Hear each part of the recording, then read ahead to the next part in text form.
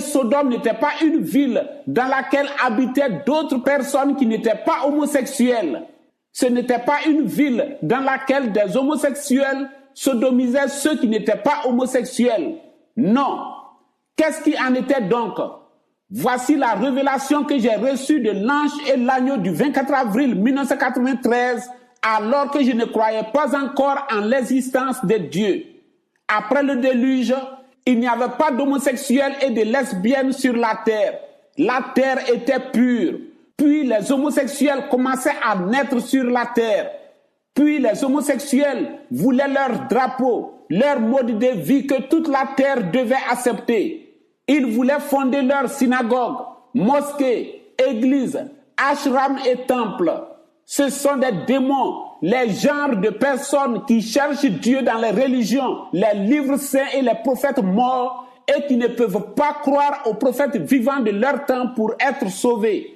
Ce sont des gens qui proviennent soit de la nébuleuse du crabe, comme les footballeurs et les artistes musiciens, soit de la nébuleuse du serpent, comme les dirigeants politiques et religieux, comme je l'ai montré dans Kakou 138.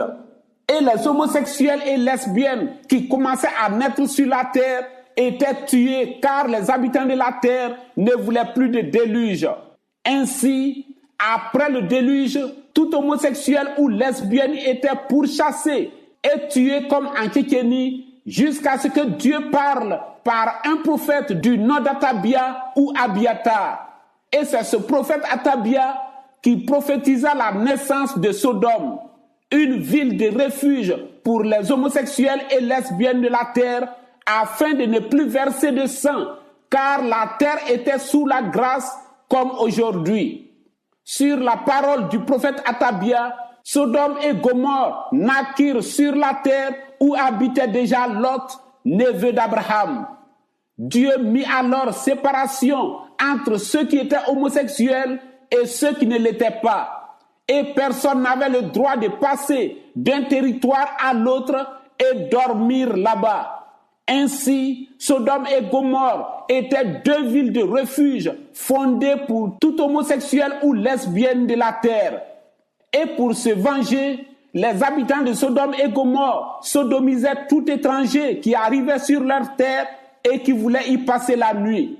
Et les habitants de la terre crièrent à Dieu.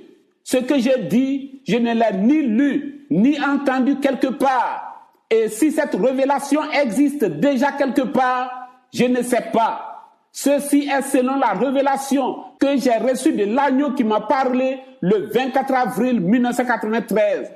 Autrefois, il y avait des villes de refuge, à l'exemple de Hébron en Israël.